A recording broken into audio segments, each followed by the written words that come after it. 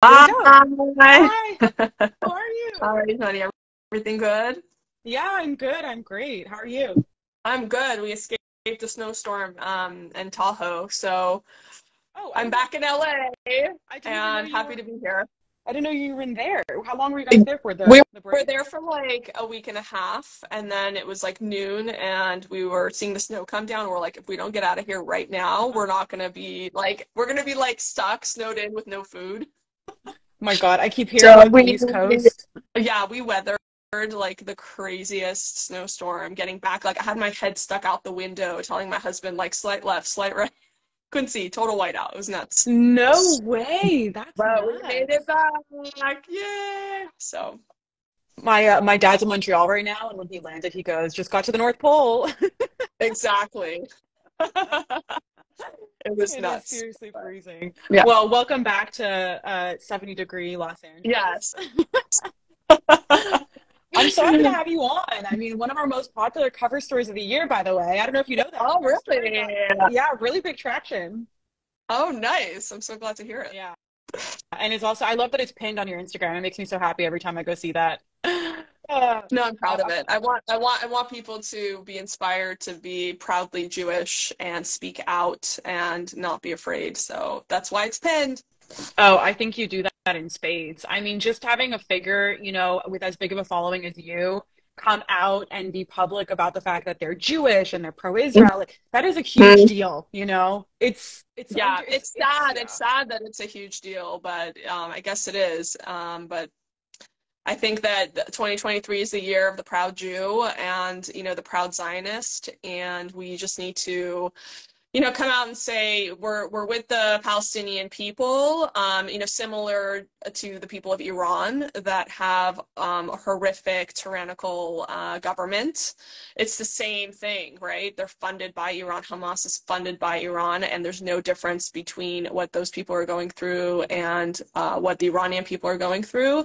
I think the only difference is the Iranian people have kind of woken up from brainwashing, and so we need to make sure with social media, whether it's Starlink or whatever, we need to get the Palestinian youth to feel hopeful and feel that there's so much opportunity for them, that there's more to their life than terrorism and martyrdom, that there's actual hope and they can thrive. That's the goal. Absolutely. It doesn't have to be, it's not mutually exclusive. Being pro-Palestinian, human, and being pro-Israel, those are not, if anything, they go hand in I hand, because, agree. yeah, yeah. And so it makes me sad when I see that there's like every single time anyone posts anything about Judaism or whatever, and you get the free Palestine comments in the section, Yeah, yeah. it's disheartening. How do you deal with that kind of stuff on social? I think the first month that I started being very loud, it was during the conflict, and I was literally posting for 8.5 hours a day in addition to my like day job. But I did it with, all my heart and soul, and I couldn't stop. It was like almost um, a violation of my core values. Like I literally couldn't stop. And it was interesting because when everything was happening in Iran, it took me a minute to start posting because I knew if you took my Jewish butt and put me in Israel and I was being attacked, people would come to my rescue. But if you dropped my Jewish butt in Iran and I was getting attacked, people didn't come to our rescue. And so the child in me, like the immature person in me was, like, why should I stand up for these people when they wouldn't stand up for me? And I recently hosted Masih Alinejad in my home, and I said the same thing right before she went up to go talk. And she said, "You know what? You're right." She said, nobody in their childhood should say death to this person and death to that person so many times, but that's how we were raised. We were brainwashed. We were anti-Semitic. When they were killing the Jews, we said, well, we're not Jewish, so why should we care? When they were killing the Kurds, they said, well, we're not Kurdish, why should we care? Same thing with the Baha'is. So now when Masa Amini got killed, they said, okay, we are all Masa. And I think they just woke up. But it took me a second to say, why should I stand up for people that wouldn't stand up for me?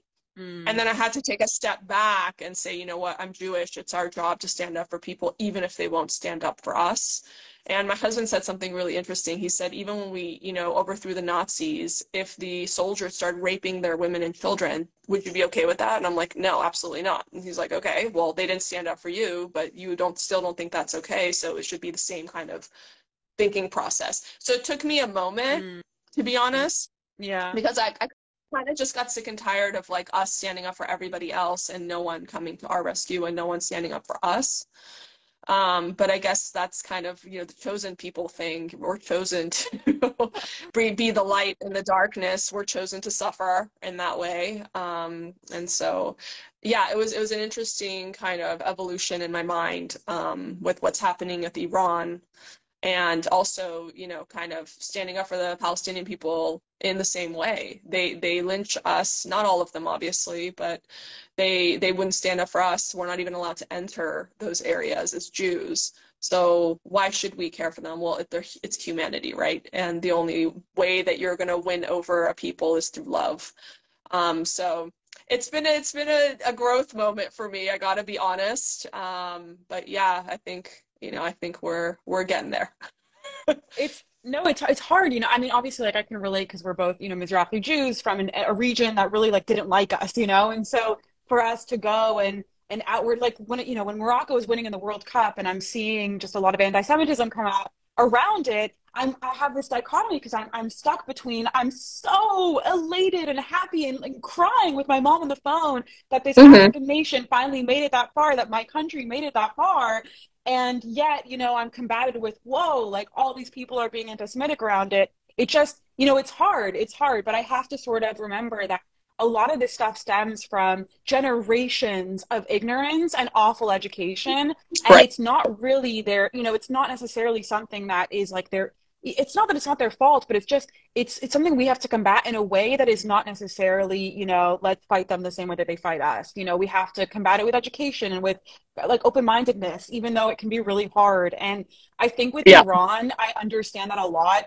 You know, Jews in Iran did not, it did, you know, it wasn't great. And Lisa Daftari, I think, okay, I don't want to quote her 100% because I'm not sure if she's Yeah. the one who said this, but I believe she had an interesting take, or somebody did, that was, you know, once they do fight against the oppressive regime in Iran, a lot of them might turn on Israel next. And that's maybe a hesitancy that people have with, you know, standing up for what's happening over there. I had a different thought on it, where I thought, you know, if we bring progressiveness to Iran and we get rid of this awful regime that's literally funding all of this terror across the region, I mean, they're Right. like the biggest funder. What does that mean in terms of peace in the Middle East? Like, will we see actual peace? The Abraham Accords, will that be extended to different nations? You know, can anti-Semitism be combated in a real meaningful way in that region? And so I always thought, you know, like I'm actually getting the chills right now just thinking about Yeah. like the possible outcome, the butterfly effect that could happen with that. So I'm curious, like, what your thoughts are on that. And apologies to Lisa if she didn't say that, because I don't know if it was her or not. And I love everything she does, but yeah, I'd love your thoughts on that, Yeah. and what could happen, I mean, you know, with I a think progressive like, Iran. yeah, I think that, um, you know, it's hearing some words coming out of Iran right now. They're saying, you know, death to us that we said death to the Shah, death to us that we say death to like progressivism, you know, in their protests. I think selfishly, and I think it's okay. I think if you're standing up for the Iranian people because you care about the Iranian people, or you're standing up for the Iranian people because you're against extremism, or if you're standing up for the Iranian people because you want peace in the Middle East and they're funding a lot of the, you know, Hezbollah, Hamas, like all, you know, all of these people, whatever the reason, I think it's fine. I think that at this point I've come to, I think there's a lot of benefits as long as there's no vacuum, there's no political vacuum after this regime goes. So we don't want what happened in Iraq to happen to Iran. Which is tricky. How do we prevent that, right? You know, Well, I asked Massey that too, and I said, who's the next leader? Like, who's going to do it? She's like, just go to Evin prison, where they've imprisoned all the smart, educated, you know, people. There's a leader in there. Don't worry, you know. So, I think it's interesting. We'll see. yeah. I mean, I hope so. I strongly believe that the domino effect that could happen with a progressive Iran would be really beautiful for the region. And Too. the thought of the Abraham Accords, like that already just gave me the chills, and how that played out. Can you Mm-hmm. kind of detail a bit about the Iran deal? Because it's a huge discussion with the progressives in America, and I'd love for them to understand why it's bad, Yeah. why, you know, why it doesn't really help anybody in Iran or anybody here. Well, I think that, I talked to a couple ambassadors. One was under the Trump administration, the other one was under Obama's administration. And I said, why are they doing this? Like, as an Iranian, I know that even if they take the money and whatever, they might slow down a little bit, but they're going to keep going. Like, they have underground secret uranium enrichment. They're going to keep going. So we shouldn't send them money for them to use to fund terrorism and to, make line the pockets of these mullahs that don't even have like a seventh grade education. And, the money's not going to the Iranian people. We know that. So, I talked to these ambassadors. I said, why are they doing this? And they're like, you know what? They're just trying to kick the problem down the road a few years so that it's not their problem. So it's not that it's not that it's not gonna, you know, help and solve the problem. It's not. But they don't want it to be a problem of their administration, is what the answer was, basically. So for the Iranian people who actually lived in Iran, we know that they're not going to stop. They just want the money, and they're going to use it to fund more terror and send more rockets to Russia and drones to Russia and, to Gaza and all these places. So in Syria. So we just think it's insane, basically. We think the Iran deal is insane. Like, it makes absolutely no sense to us whatsoever. And we're glad that it's pretty much dead at this point. But I think if you asked any liberal person what's the benefit of they wouldn't be able to answer your question. I really No, they can't. I've actually asked. They can't answer your question. They're just like, at this point, it's become such a cult of parroting exactly what the administration and the liberal media wants you to say, that at this point it's like there was this video, I think Ami Horowitz did it, that he went to San Francisco and he said, why, he asked all these people on the street, why are we supporting the Palestine? And they're like, oh, well, as progressives, we want to support the underdog, all of this stuff. And then he showed them a video of the Palestinian people saying it's better to be a murderer than be gay. And then they're like, oh, they're just so not educated about the region, and so not educated about what the people there actually think and behave like and treat women and treat the LGBTQ community and all this stuff, but they just parrot off what they're supposed to say like little puppets. It's horrific. And so I think that it is, and that's why I use my platform to educate people and to repost and amplify voices of people producing truthful content, to just get people educated. And I get messages, not a lot, but, I get them, that they're like, oh my God, thank you so much for showing the other side. What you posted made me go do my own research. And now I feel like I have a much better understanding of what's going on. So, Rudy Rockman told me it's one by one. How do you change minds? It's one by one. And so it is slow, but we can't shut up and we can't stop posting the truth. That's the other thing too. I hate it when people say my truth. There is no your truth. Yeah, it's people either love that. People true love that. or it's false. You don't get to create your own truth, right? So I'm posting the truth with a capital THE. And I think it's the responsibility, of all of us to do what we can. I always say within your power and your reach, and then take it up one notch to where you're slightly uncomfortable. Yeah. Oh, that's a great line. I love that. It's hard. It's so hard because, as someone who I lived in Israel for 6 years, in Herzliya Beach, I lived right above the marina, and that beach is full of Arab Israelis all the time. And it's there's just such a mix, and it's such a melting pot, and people have no idea what the real situation is there. It's crazy because, when you have people like Bella Hadid and these people with platforms that are essentially larger than the entire Jewish population, the entire population of Israel, and they're posting so many just straight lies, that it's hard to fight against that. It's an uphill battle, but it is really important. And so we really appreciate that you do that, because I think it's so valuable, and it's something that is hard to come by. There's so many Jewish celebrities with big platforms that just kind of shy away from all of this, and so it's hard to find people that are really as educated and as outspoken with as big of a platform as you. And so I think that's really important. And Thanks. What's your advice to some of the younger kids who are getting combated with this stuff when they're going to universities or maybe in high school, and they don't really know how to answer these questions? What can you tell them? I would say you know, number one is educate yourself first. And I'll tell you guys, I didn't know a lot. Like, I never lived in Israel. I went the last time I had gone, I mean, I just went last summer, but like before that, it was 26 years before I'd been there. Wow. Like, Tel Aviv was flat. It was a beach town. There was no buildings in Tel Aviv. So, but I think what the beauty of social media is when people accuse you of something or ask you a question, it gives you time to go research it before you come back and answer them. It's not like it's face to face, right? So I actually got a lot of my education during the conflict where I was like, no, this is why you see this, or like, no, that picture is incorrect. This is the actual picture, or whatever. So it took me a minute to educate myself, but and I think it's just so important. Like, even if you weren't getting, you know, you weren't educating yourself for this purpose, you should be educating yourself because it's your roots, right?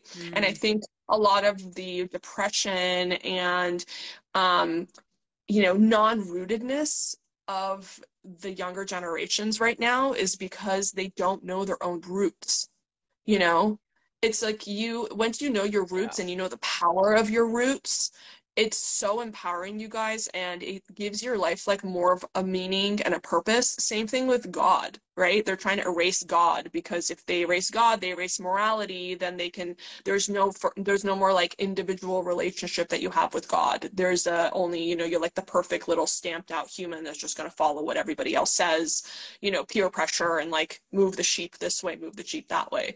Education about yourself, you know, even if you have struggles believing in God, right? Maybe you go back and forth. Dennis Prager said, live your life as if there is a God.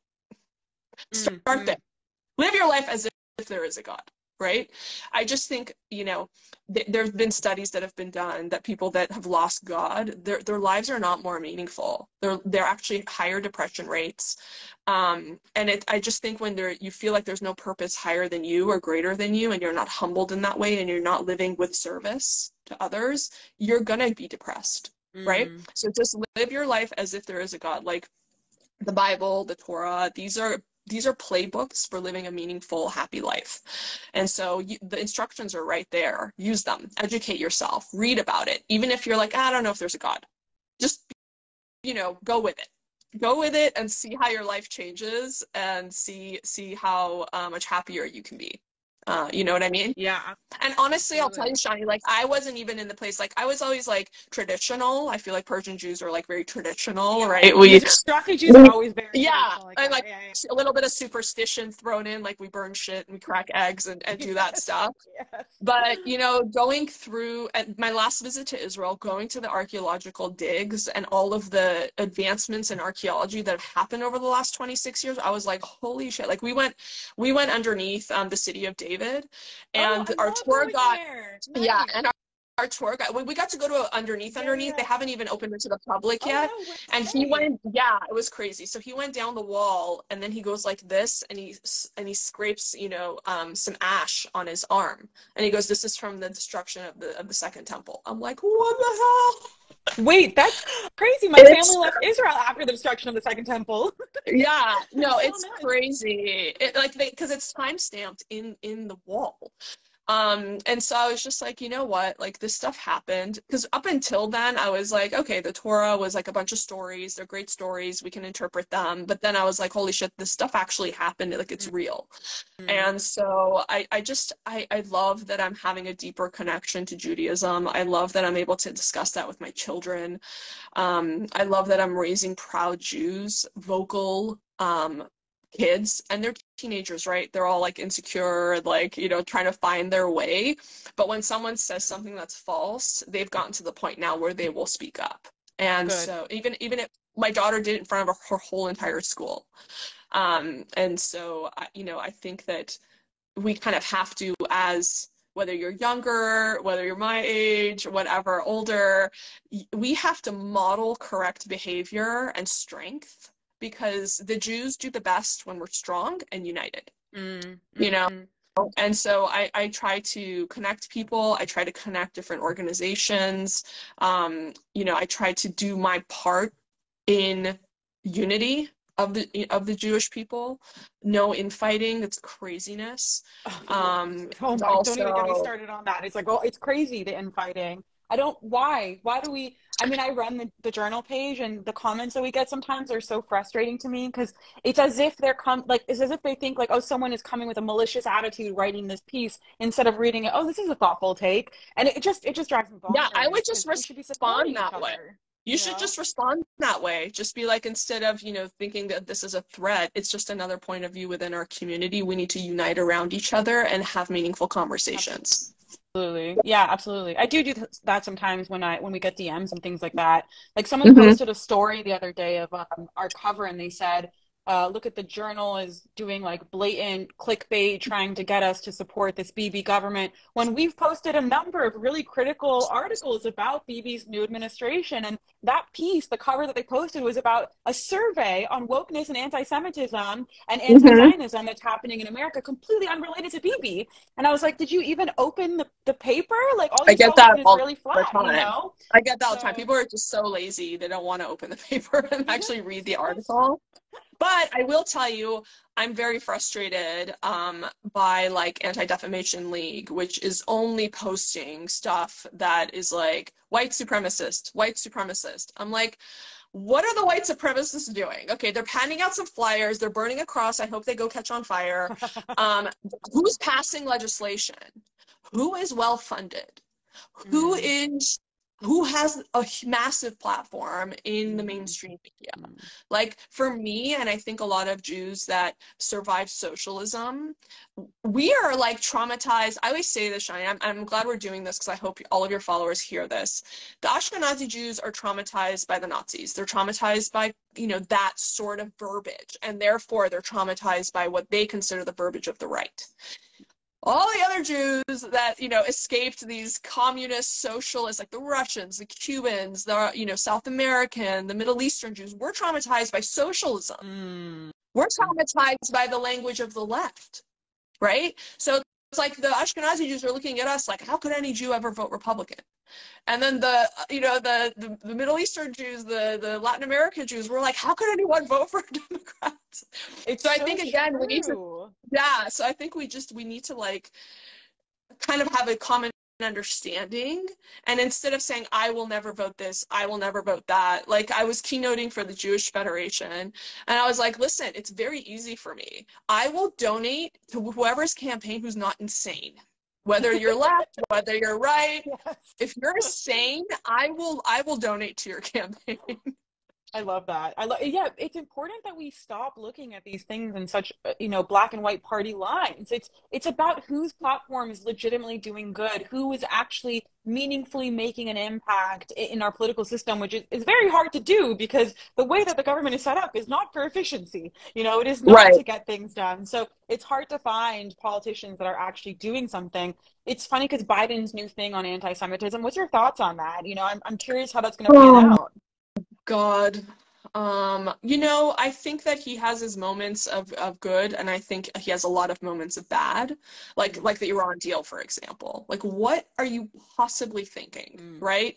Or taking so long to say anything about the Iranian people, and then allowing the butcher of Tehran a visa to Insane, come speak insane. on our soil, on U.S. soil, right? That was the craziest thing ever. And not only that, but to come and be a part of like a women's rights discussion or oh my God. I thought I was Like, in like I couldn't even believe it. I know, exactly.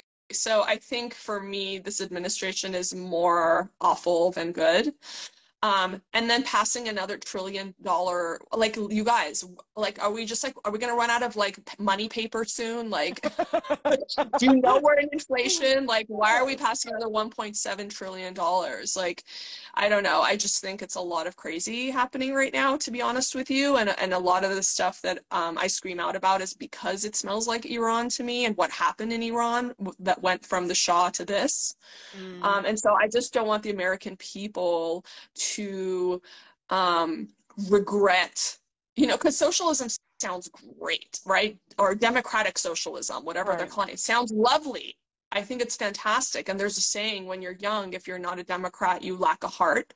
But when you're older, if you're not a Republican, you lack a brain.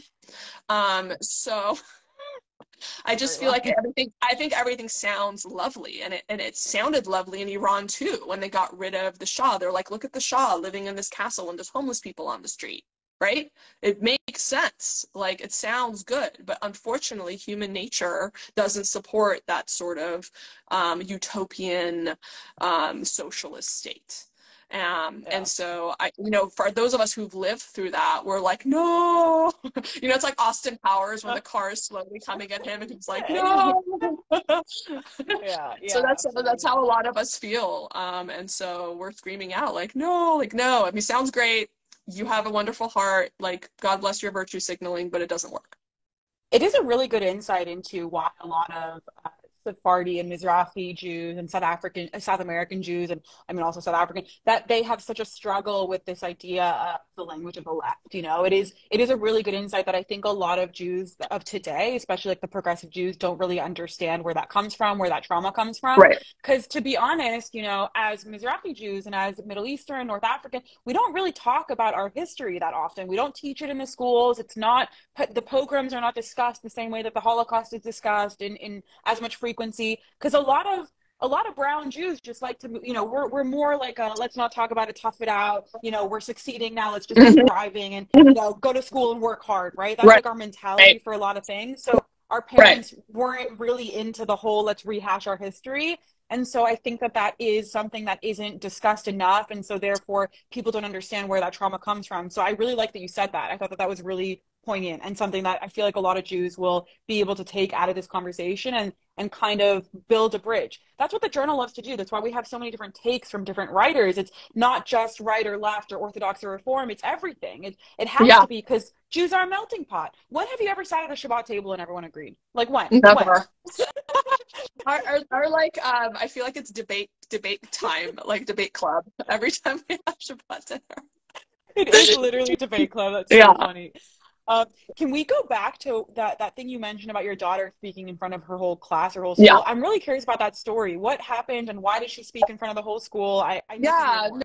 No, I mean, I think I was really proud of her, and I'm actually proud of the school too. It was one of those like diversity, equity, inclusion conferences, and so she stood up and she said, I'm all for merit-based scholarships and all of that, but when I'm picking a football team, I want the best players, right? Like, we don't pick a football team or a basketball team and say, oh, what color skin is that person? No, Mm, we pick our teams because we want to win, right? And so it doesn't matter if you came from a rich family, poor family, if you're white, if you're black, if you're brown, it doesn't matter. It's all based on skills and how the team will work together and how are we going to win that championship.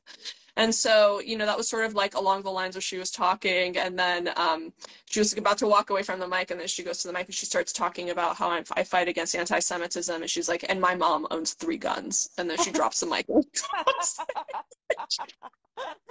oh my God, that's hysterical. What a great Yeah, ending. this is Talk so about a mic funny drop. because no, it's really funny because I would say like 6 months earlier, her friends were saying something about like the conflict in Israel, and she didn't have the courage to say anything, or she felt like she didn't have the knowledge to intelligently argue Mm. her point of view. And so she actually came to me and she's like, Mom, I need information. I need to sort of know what I'm talking about, so that if somebody says that again, I'm not in a situation where I feel like I don't have enough knowledge to, argue my point of view. Yeah. And so I think it was just such a great progression from 6 months before to that moment where she's literally standing up in front of the whole school. I absolutely love that talk. I mean, of course you would raise very nicely outspoken children. I mean, nothing else would fit really. But it Yeah. is important. Education, it all stems from, I feel like a lot of American Jews don't want to be outspoken about it because they feel like when they get bombarded with a bunch of questions and they're sort of like, oh, well, do you want to kill Palestinian babies? And they're thinking to themselves, no, I don't. And what are we doing that? You know Yeah. what I mean? And then they're trying to think like, how do I respond to this? And they don't really have the knowledge to be able to answer a lot of these questions that they're bombarded with, so they just shy away from it altogether. It's a big mission of mine is to add more of this kind of stuff to Jewish schools and the curriculum. I mean, my God. 100%. I feel like, you know, my kids went either full-time or part-time to Jewish day schools, and they learn about the Torah, they learn how to be good people, they learn about community, but they're not armed with the knowledge for when they get to college. And they're going to get there, and it's going to be a complete culture shock. And with all the anti-Semitism, BDS stuff happening on campuses, it is a complete disservice to our children to not arm them with knowledge. And, you know, once you have the knowledge, it's very easy to dismantle, right? The falsities, the lies, because they're lies and they have no basis. And so I think that is the single most important thing to do for our kids, is to arm them with knowledge about current events, and also pull out those words: apartheid, why no? Genocide, why no? You know, all of these things, and it's very easy to dismantle their argument because there's no factual basis. Absolutely. And to also be able to explain to them what Zionism really means, and that it's not a slur, and nor has it or should ever be. It frustrates me that they've turned it into one.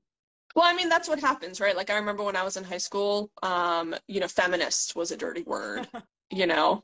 Feminist meant like bra burning and, you know, man, I don't know. It kind of is sometimes too, and I don't like that. Like, a lot of the movies that come out, if they're very anti-man, I won't go see them. I won't pay them the money. I won't, because I think men are so important. And I think, like, literally, even just getting out of Tahoe, my husband was like literally shoveling snow in the driveway so we can just make it out into the street, you know? Yeah. So I think men do a lot, and they have a lot to contribute, and thank God for them. And I'm so grateful to men. And I have a son, and I want him to feel like he has value, and that he doesn't need to feminize himself in order to have approval from other people. So no, I mean, I think that I forgot even what we were talking about. The word Zionism. No, but I like the direction of this. I feel like they make things dirty when they're not. And so Zionism just means we have a right to live in our ancestral homeland. And it doesn't mean other people can't live there too, but it does mean that you can't pray for our destruction and genocide. Sorry. Yeah, and from the river to the sea, like, a lot of people don't understand what that actually means. And so, you know, when we're frustrated with that, it stems from something real. But it's interesting what you said about feminism, because this new wave, like, I am through and through a feminist because I believe in equality. Me too. Right? Like, it means equality. Right. And it's equality of opportunity, right? We're not equal. Yes. Men and women are not equal, right? No. At all, and nor should we be, and thank God we're not. We both bring a lot to the table that the other gender doesn't. But no, I mean, it does mean equality and opportunity, and that I'm a feminist too, obviously. Yeah, absolutely. Yeah, I was at the gym today, and, you know, while I'm hip thrusting 185 and some guys benching 185, like, I'm not going to bench that same weight. You know what I mean? And nor will I probably ever get there, but that's, you know, there we go. The opportunity is there. Like, yes. So it is, you know, we have our strengths and we have our, not even necessarily our weaknesses, but we just each have our own strengths, and it's important to be able to embrace those. And I think that's crucial. So, all right. So moving on from a little bit of this stuff, I'd love to talk about your TikTok getting taken down, because I don't know the full story for that. And I noticed that it's back up, and I'm just very curious, like, what happened there? It's so funny. Like, I'm not even like that big on TikTok. Like, I secretly wish that like it'll go away forever, and like they'll say it's like some sort of security threat, and like get rid of it. So it's one less social platform I need to work on. I would love that. Social platform. Give us just one social platform, just please. One. Exactly. That's all I want. But no, what I realized from the conflict period was Instagram, people were DMing me, and I was like, very politely just being like, no, like, this is actually what happened. And what they were doing was reporting my conversation with them. So they do that. So I actually couldn't DM anyone for 2 weeks. So that means I couldn't arrange any lives. I couldn't answer anyone's questions. Like if they DM'd me, I could read it, but I couldn't reply back for 2 weeks. So I had to go on their page and like write a comment like, sorry, my DMs have been disabled. So that was one lesson I learned, is don't engage with people that genuinely are just there to troll you and you're never going to change their mind because they've been brainwashed from birth, like never going to happen. Just block, delete, all that stuff, because once you start engaging, their strategy is to report your chat and get you thrown off of Instagram. So that happened. And then TikTok twice. I just woke up in the morning and my account was gone. Wait, what? Yeah. And so, these bots will go kind of report, pro-Israel accounts. And that's the other thing that's interesting, Shani. So, they were, during the conflict, they looked at the IP addresses of a lot of the comments coming into Instagram, like in the feeds, and they came from 2 IP addresses in Malaysia, all of them. Like, that is crazy. Yeah. So they're bots, and I was like, shit, we need our own bots. Like, where do we get bots? Yeah, where can we get some bots? Like, yeah, like India, maybe India. India, does India have bots? We need to go to India. And so you have to also understand, like, a lot of these things happening to pro-Israel accounts are just bots bombarding your page. And if you have a bigger following, it's a lot more difficult to get the pages taken down. But also, I think through my activism, I've made a lot of connections, and so I got it back up within 2 hours. It was, or like as soon as I noticed, a couple hours later. So, you lose, and it's so funny. I was actually going to do a post. I've literally officially lost 100,000 followers from when I started posting about Israel. Wow. I'm probably losing like 10,000 followers a week, but I gain like 8,000 followers a week. So it's just you're like in a calorie deficit. I'm in a calorie deficit. Exactly. Yeah, follower deficit. Yeah, but I'm in a follower deficit. We need to fix that. There's not enough. No. I mean, I get a lot of people. I mean, you have to understand too. We have a lot of allies, right? And I mean, people aren't on my page just because of the activism. Yes. We have the plastic surgery stuff, the family stuff, I don't know what I'm thinking stuff. Yeah. Netflix stuff. The Netflix stuff. Yeah. But I think what's important is that the other thing I try to do on my page is to speak to my core values, inspire other people, and just be super authentic and say what I'm thinking. And I think that's another lesson learned is, you don't want to walk this tightrope of what's appropriate and PC right now, because in 10 years that'll move and you'll be like, well, that wasn't actually what I was thinking back then, and you're just kind of like walking on eggshells all the time. I think if you come from a place of love and you're like, listen, this is what I think right now. I'm on a growth journey. I'm constantly learning, and if you change your mind, people will forgive you because you were very, kind of open book about that. You're not going to get canceled for speaking to your core values, right? And so I just try to speak to my core values and say, and I engage. That's the other thing that, I don't appreciate about the progressive movement happening right now is that they don't even engage you. They just scream. I even had a woman that was in my home. I invited her over for Shabbat, and she's screaming at me in my own home over Shabbat dinner. Wait, about stop. about some like liberal whatever. But later on she changed her mind. She's like, I'm so sorry. Like, I totally understand what you were saying now. I just think it takes people a while to wake up sometimes. Yeah, it can. Yeah, and everyone was just so angry and like delicate and like super triggered all the time. And so, for me, I've been through worse in my life, and so it's very difficult to get me triggered like that. And so I want to have open conversations with people who agree with me, don't agree with me, are on their own thinking journeys too.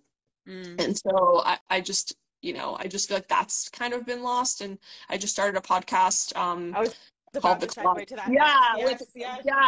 Called The Closet. And I try to do it from my closet because that's just the place you go to like escape from your kids. And that's hilarious. Yeah.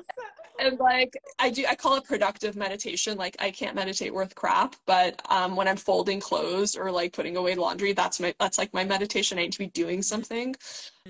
So first, and I just think it's like artistic expression happens in the closet. I just think like that's so we had Megan McCain as the first episode. I'm trying to book a couple cool more people Nice. coming up. But please, yes, go download The Closet by Dr. Sheila Nazarian. Trying to get this up and running. But again, the reason why I did it is because I think nuanced conversations lost, and I'm trying to bring it back. We talk about all sorts of things. I was speaking to an agent. She was like, just do it about beauty. And I'm like, I literally, I physically, it's probably really good advice, and I'd probably be able to monetize it much more easily. But I just can't at this age. You know what I mean? If I'm not having meaningful conversations and learning, I just, I mean, we'll talk about beauty too if it comes up, but I just feel like there's so much going on in the world right now that it's kind of a disservice to not talk about it with intelligent people. Absolutely. It's funny, I was going to actually open this whole conversation talking about your new show and asking you why you called it The Closet, but then we just got into like this wonderful conversation about everything else. So, but I'm so glad that you told me that, because I was wondering, you know, why is it called The Closet? And I love that.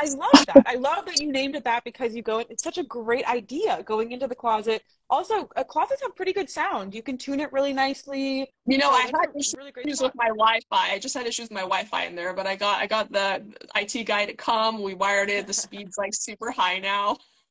Nice. Let me know if you need help with your studio setup, by the way. This is what I do. So I'm happy to. Oh, awesome. Yeah. Thank you. I think it's a great concept. I loved the episode with Megan. I thought it was great. And she's so wonderful. Yes. You know, especially being on The View, which is, I can't even imagine like dealing with that, and, you know, having to sort of combat some of the nonsense that she gets thrown on there, especially with everything that's happened, like Whoopi and, you know, Joy and like all this just madness. So God bless her. I think it takes a special person. It's so funny. I feel like she's a kindred spirit. We've been following each other for a while now, and I just think like, you know, it takes a special person to put yourself in the fire and to be a warrior like that. It's definitely not for everyone, but I'm so inspired by, you know, women that are willing to throw themselves in the fire and fight the fight.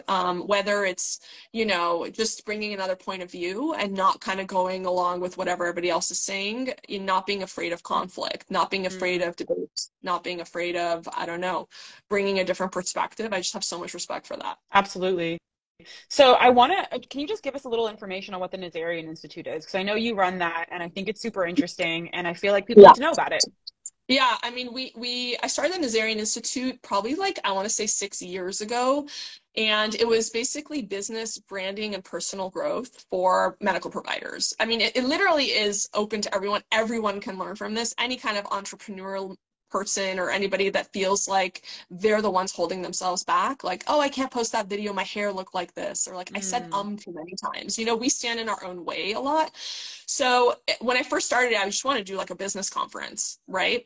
And it morphed into the first day being very like businessy stuff, like SEO, branding, I don't know, how to prevent theft in your company. You know, it was very like business stuff. And then the second day became very like personal growth, like don't stand in your own way. What are you doing that is preventing you from being successful? Like, okay, I just taught you all the skills, but why aren't you putting them into place? What is it about you that's holding yourself back?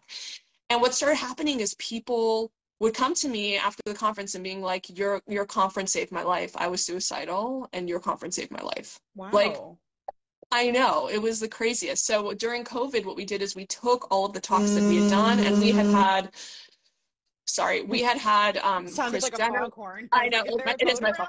Yeah, we had Kris Jenner keynote. We had Bethany Frankel keynote. We had Tamara Mellon, who was the co-founder of Jimmy Choo, and now she has her own shoe line. She keynoted, and just like, we had people from Todd's on Rodeo Drive come and speak about luxury service. We had people just like not in the medical space at all come and speak about how to make a business successful. It was really, really cool.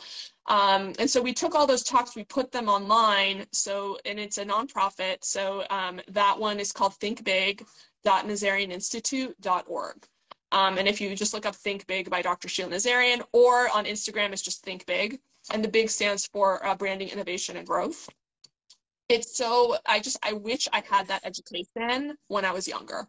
Yeah, I'm about to go listen to all of these talks. That sounds absolutely incredible. It's so like there's even stuff about like how to sit ergonomically. Like Oh, there's just please like help me. it's I like think that's the literally biggest like thing. it's just like everything I think a business owner or an entrepreneurial person needs to know. And yeah, it was even like how to make a viral video. Like there's like when we had this guy who specializes in making viral videos come and speak, and that was one of the most viewed videos that we have. So um, I talk about haters, how to deal with haters. I mean, there's like, or how to deal with a negative review. There's like Right. so much stuff that goes into being a business owner that you just feel like the learning never stops. So, That's yeah, amazing. that's that's It's like the full circle, the full picture, because there's not just, running the actual business. There's everything else. I mean, ergonomics, like so you don't have forward neck syndrome, or Yep. like there's so many things So that people I don't think of. literally one of my mentor in plastic surgery had 3 neck surgeries and had to retire. Oh my God. Yeah, so I mean, this stuff matters. You have to sort of, I always say surgery is like being a professional athlete. It's a contact sport. Oh, that's hilarious. It is a contact sport. Yeah. Ah. All right, so moving into plastic surgery, I really want to talk about just skin and stuff because when I first met you at that Shabbat dinner and you told me that you had teenage children, Yeah. I thought you were in your early 20s. I sat there and I was like, there's no way, this is impossible. So please, like, give us some advice, some guidance on anti-aging. I mean, what can people do to look as young and youthful as you? This is like one of the biggest topics in the world right now. Oh my gosh. So I think I always think about it, number one, is not vanity. I think of it as self-care, right? So whether you're meditating or taking care of your skin or drinking water or exercising, or even getting plastic surgery, I think that I lump that into just like quality of life, living your best life, and self-care.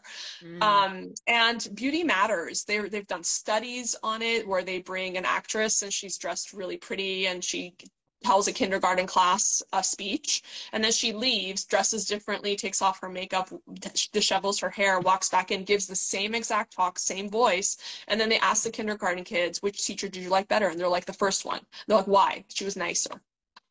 Wow. I mean, this is like Wow. ingrained in us. There was a 60-minute special on it years ago, and it's just like it matters. Like even Cleopatra was running like rubbing olive oil on herself, right? So I think it's just like look at peacocks, look at Mother Nature, look at flowers. Like beauty matters, and so I think that we have to get over this idea that it's vain or it's not for you. Like it's just it's for everyone. Everyone likes to feel good and feel beautiful, right? So that's number one. Number two, I think skincare can be really confusing. So I started the Skin Spot. Yeah, I started like you go on Sephora, it's like 3,000 sunscreens, and you're like, what do I do? So Yeah. I started the skinspot.com probably like 7 or 8 years ago. And I actually started it because other female physicians were asking me for skincare advice. And so I was having them like text me pictures, and I would be like, okay, you need filler here, you need Botox here, and this is your skincare regimen, AM, PM, blah, blah, blah, here you go. And it started like actually growing, and I was having them like fax in their orders because I didn't even have like a fulfillment center. And we just like package it up and like send it out. And then slowly I was like, okay, we need to like actually have a website where people can order. So it slowly progressed and moved into this, national business. But what we've done is we've curated it. So there aren't Mm. 1,000 sunscreens. It's sort of like if you need sunscreen and you want moisture, this is your sunscreen. If you need sunscreen and you have brown spots, this one has vitamin C in it. So use this one. So we sort of want everything to be doing double duty. I try everything myself, and we don't bring on every SKU from these medical grade brands. We only bring on the ones I like, number one. And then number two, they're hero products, like the ones they're famous for. Like I don't need to bring everyone's gentle cleanser on. Okay, like Right. I Yeah, don't yeah. I don't really care which cleanser you're using if it's gentle, right? Unless you just have a laser, and then I'll tell you which cleanser to use. But so basically we started the Skin Spot. There's a skin quiz on there. Oh, cool. And if you and it asks you all sorts of stuff. And then it will generate out a bunch of stuff that would be compatible with you. Okay. But I think the general thing that everyone needs to know is the word grass, GRASS, and what you want to have in your skincare regimen is a growth factor. So growth factors turn on the circuit breakers for collagen and elastin production. And we start losing our collagen at the age of 25. So we lose our Oh, eggs. We lose our eggs at 30, but no. we start losing our collagen at 25, believe it or not. So, and that is the average age to start using neurotoxins too, by the way, as a preventative. We do recommend starting at 25. Like what kind, I like neurotoxins as in like Botox, you mean? Botox, Dysport, Xeomin, whichever one you want to use. There's a new one called Dexify coming out this year. So what I just think as a preventative, I started when I was 20. I started all this stuff when I was 28 Mm. because I was also like living in it. And I'm like, how can I tell people what to do if I'm not doing it myself? So I started, I always say I haven't moved my forehead in 15 years. I started But Botox like about a year ago, I think. I good. love it. It stops my Yeah, headaches. It's I like know. amazing here. Honestly, I had horrible Unbelievable. tension headaches here too. Yeah. Yeah. So for Yeah. many reasons, I think it's beneficial. And even if you do it twice a year, you should do it four times It's a year. exactly what I do. Oh, Yeah. okay. I might up it then. Yeah. But I think at your age, I feel like even if you do it twice a year, it's good. Okay, so let's get back to grass. So growth factors for collagen production. R is for retinol. And I always say, retinol is, they say, how what strength should I use? And I'm like, whatever strength you're actually going to use. Because, and then we always recommend starting retinol maybe 2 or 3 nights a week, Hmm. because if you use it every night, you're just going to start peeling. You'll be red like a beet and you're not going to use it. So it'll just sit on your shelf. You'll be like, I have a retinol, but do you actually use it? I started Nazarian Skin a while ago as well, and we have a retinol serum, which is very Oh. moisturizing, and it has bocachiol in it too, which helps decrease redness and irritation. So if you're gonna start retinol, the Nazarian Skin retinol serum is a fantastic one that you could probably start every night. And it's great during winter time too, because it is very moisturizing. It's a serum. So that's on theskinspot.com as well. So the retinol is the R of grass, and then antioxidant is the A. And antioxidants are like resveratrol, vitamin C, green tea polyphenols, niacinamide, which is B3. All of these help with retinol and antioxidants. They actually are biopsy proven to reverse sun damage and reverse aging. So if I biopsied your Mm. skin today, had you use retinol and an antioxidant, 12 weeks later, if I biopsied your skin, it would look like younger skin under the Wow. microscope. So yeah, so antioxidants for sure. The only thing I would caution is if you're acne prone, try not to use a vitamin C based antioxidant. Vitamin C can make acne prone skin break out. So instead do like a B3, a niacinamide based, Right. or even a green tea polyphenol based. We have triple antiox, which is actually good for acne. It's very high potent antioxidant, but it also kills the bacteria that causes acne. So triple antiox in Nazarian Skin, great moisturizer, and I'll check that's your, that out. yeah, that one's a good one. And then the S's are sunscreen. Of Um, course. and I always recommend a physical sunscreen because the chemical sunscreens can make you lose your hair. Explain the Yeah, difference to that? What's the difference of it? so a chemical sunscreen, the physical ones are like dioxides, like it'll say oxide. Okay. If you look at the ingredients, the ones that don't sound like oxide are chemical sunscreens. The Okay. benefit of the chemical sunscreens is that it's very moisturizing and it goes on and it's not chalky. Mm. It's just very like, it's almost like Mm. a BB cream, like your BB creams. Like if you're going to Sephora and it says it has sunscreen in it, it's usually a chemical sunscreen. And the Okay. benefit of it's not chalky and it goes on really smooth. But I actually switched, and again I created our own physical sunscreen that isn't very chalky. And initially when you put it on, it does seem a little chalky, but when you actually put it in, like I'm wearing it right now, and when you actually put it in, it doesn't come off chalky and it's very non-oily feeling. So What's a mineral sunscreen? Would that be a a physical mineral sunscreen? sunscreen is a physical sunscreen. Okay, good So to know. yeah, Please. you want that. But the problem with mineral sunscreens sometimes, honey, is they're very fine and they can actually go into your pores and cause Okay, breakouts. So also good to yeah, know. so just and you can try it, and you can try it. The sunscreens aren't that expensive, Right. so you can actually try them out and see which one works for you. But yeah, the mineral sunscreens sometimes can break out. So I would say physical sunscreens. Again, the Nazarian Skin one is a very lightly tinted, matches all skin types, and I love it. I tried like 30 sunscreens. before being like this formulation. I like this one. And I like literally was walking down the hallway and like putting it on everyone's arms that That's works for me. hilarious. They're like all guinea pigs. I feel bad. Like we don't do animal testing, we do employee testing. Um, that's S. And then the last S is a specialty product, right? So it could be a radio frequency device to tighten skin and boost collagen. It could be a derma roller. Our gold roll on the skin spot is made out of gold. It'll last you 3 years. Gold is also antibacterial. Gold kills bacteria. Oh wow. So we like that one, and it's expensive. It's like $300, but it'll last you 3 years. And again, it's not going to tear your skin. It's really good for acne scars. It's really good for aging and fine lines and wrinkles and crepiness. There's a body one that's like 2-pronged, and you can literally like roll it on your arms and on your stomach after having kids. So there's a lot of fun toys. We even have like a vaginal tightening LED device. But again, all medical grade, all proven, all like actual scientific journal articles, not like this influencer said it was good because she's getting paid to. Yeah. So, and I think that was another beneficiary of COVID was people were actually looking for expert advice rather than like, I don't know, that girl said so.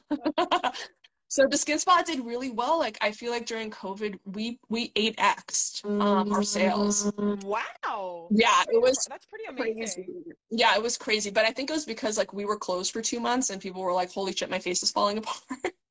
And I was like, all right, guys. I was like, team, this is what we're gonna do. Here we go. And so I was just posting like what I do and the benefits of certain products. And so yeah, I did really well. And I think that the beauty of the Skin Spot for all the business folk listening is that it doesn't depend on my hands to generate. Like people can go purchase whenever they want. It's scalable, it's useful, and I always say to my residents too, like if you are making money helping people, then that's a blessing. Like if you're helping people feel good about themselves and they come and they purchase from you because it actually works, that's good. Like you are providing a service, right? So again, it's all about, I think, serving people, using your reputation in the most ethical and meaningful way, and that's I think the most purposeful way to generate a living.